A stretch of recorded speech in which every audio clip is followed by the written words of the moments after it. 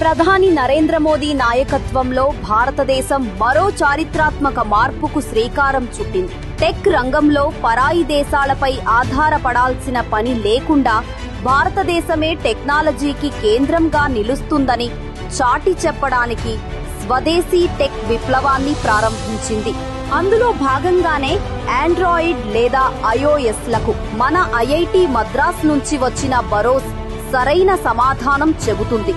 Email కి ప్రత్యామ్నాయంగా ప్రభుత్వ కార్యాలయాల్లో జోహో, మ్యాప్స్ కోసం మ్యాప్ మై ఇండియా లాంటి స్వదేశీ టెక్నాలజీలు అందుబాటులోకి వచ్చాయి.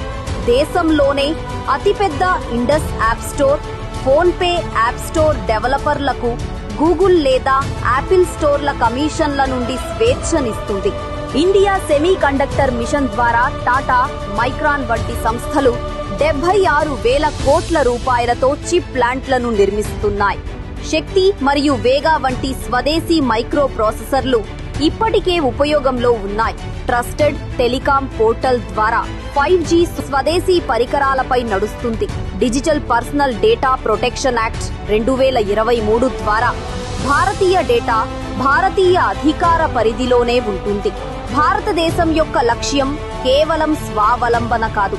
ఇండియా స్టాక్ అంటే యూపీఐ, ఆధార్ వంటి స్వదేశీ టెక్ను సింగపూర్, యుఏఈ వంటి దేశాలకు ఎగుమతి చేయడం. కెనియా, మారిషస్ మన 4G, 5G టెక్నాలజీపై ఆసక్తి చూపాయి. ఈ స్వదేశీ టెక్ విప్లవంతో దశాబ్దాలుగా వినియోగదారుగా ఉన్న భారతదేశం ఇప్పుడు డిజిటల్ ప్రపంచానికి నాయకత్వం వహిస్తుంది.